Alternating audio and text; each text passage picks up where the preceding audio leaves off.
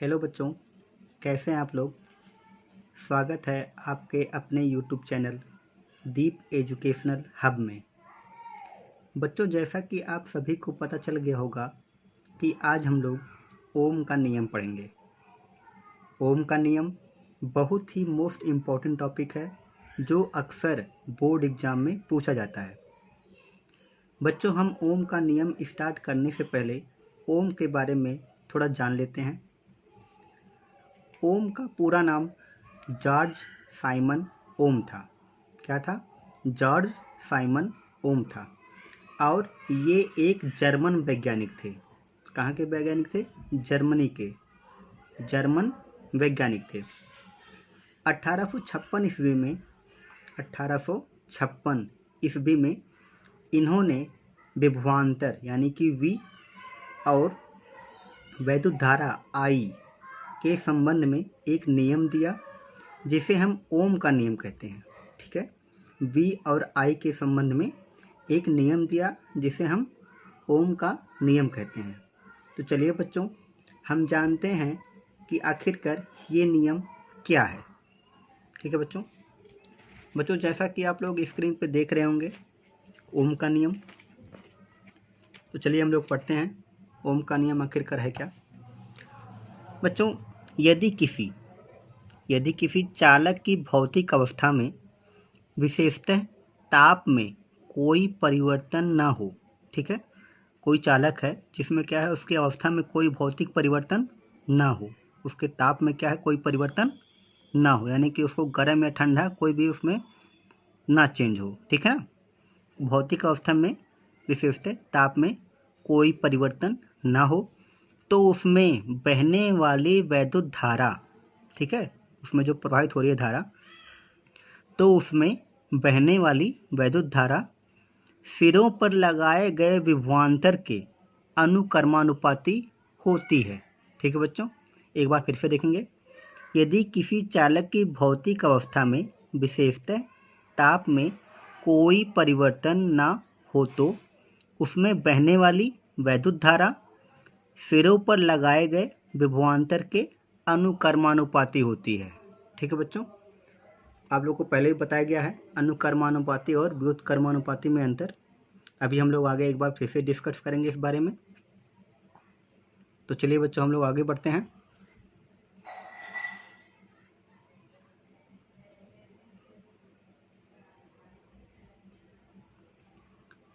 यदि किसी चालक में प्रवाहित वैद्युत धारा आई, आप सभी जानते होंगे कि वैद्युत धारा को हम लोग कैसे डिनोट करते हैं?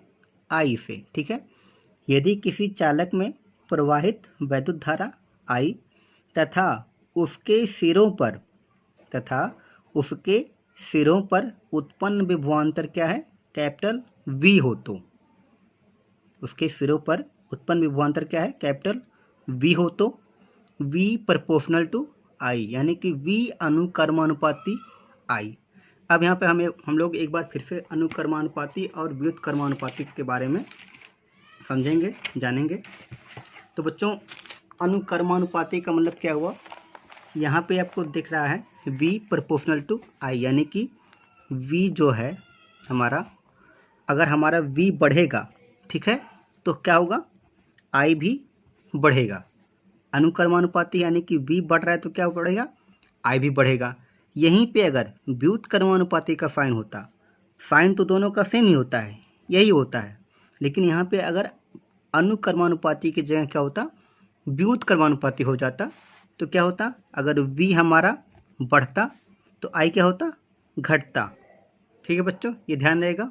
अनुक्रमानुपाती का मतलब अगर V हमारा बढ़ेगा तो I भी बढ़ेगा, और व्युत्क्रमानुपाती का मतलब अगर V बढ़ेगा तो I क्या होगा? घटेगा। ठीक है बच्चों, चलिए बच्चों आगे बढ़ते हैं हम लोग। तो जैसा कि आप लोग देख रहे हैं V प्रोपोर्शनल टू I, ठीक है ना, या V equal to R into I. ठीक है बच्चों, आप लोग सभी जानते होंगे कि जब हम लोग प्रोपोर्शनल का साइन हटाते हैं तो क्या होता है? कांस्टेंट एक लाते हैं।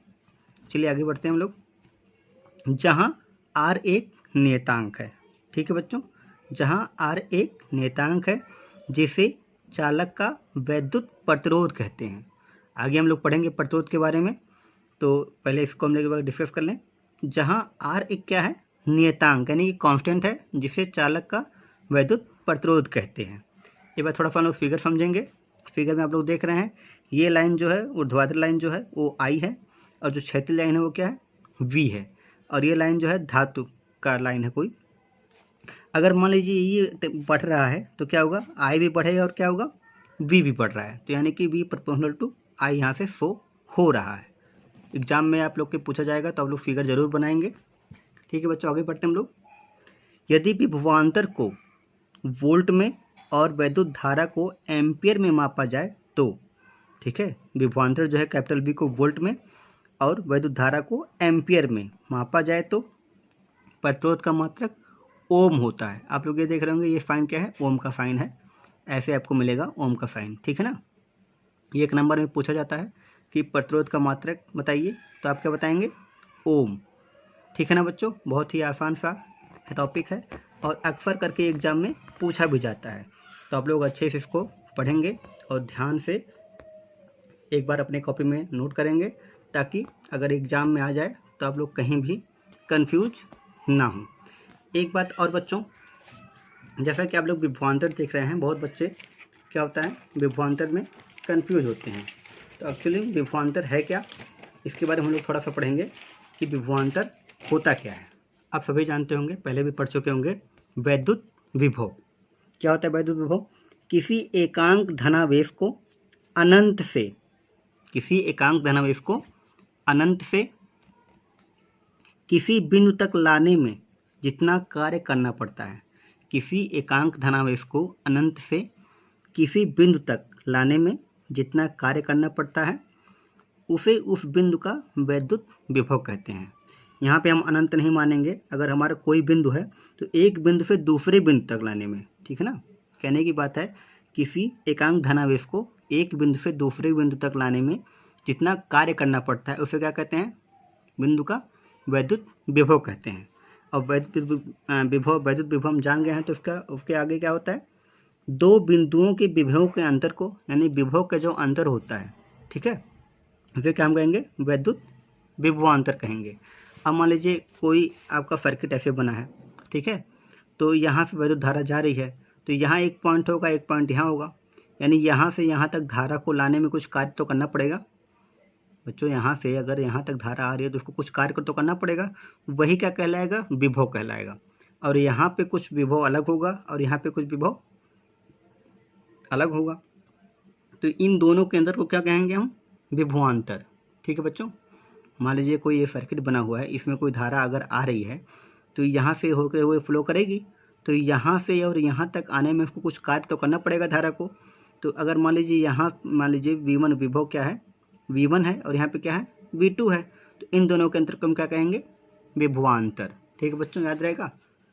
एकांक धनावेश को अनंत से किसी बिंदु तक लाने में जितना कार्य करना पड़ता है उसे हम क्या कहते हैं, वैद्युत विभव कहते हैं, तथा उसके अंतर को क्या कहते हैं, वैद्युत विभवांतर कहते हैं। और इसका मात्रक क्या होता है, वोल्ट होता है। और आप सभी जानते होंगे विभवांतर को हम किससे मापते हैं, वोल्ट मापी से नापा जाता है। ठीक है बच्चों, याद रहेगा। तो बच्चों आज के लिए इतना ही। ओम के नियम में अगर आपको कोई भी कन्फ्यूजन हो, कोई भी प्रॉब्लम हो, तो आप कमेंट बॉक्स में लिख सकते हैं। ठीक है बच्चों, अगर ये वीडियो आपको अच्छा लगा हो तो प्लीज़ लाइक करें, शेयर करें और वीडियो को सब्सक्राइब करना ना भूलें, ताकि अगली जब भी वीडियो मेरी आए तो आपसे के पास जल्द से जल्द पहुंच सके, ताकि वो आप उसका लाभ उठा सकें। धन्यवाद बच्चों।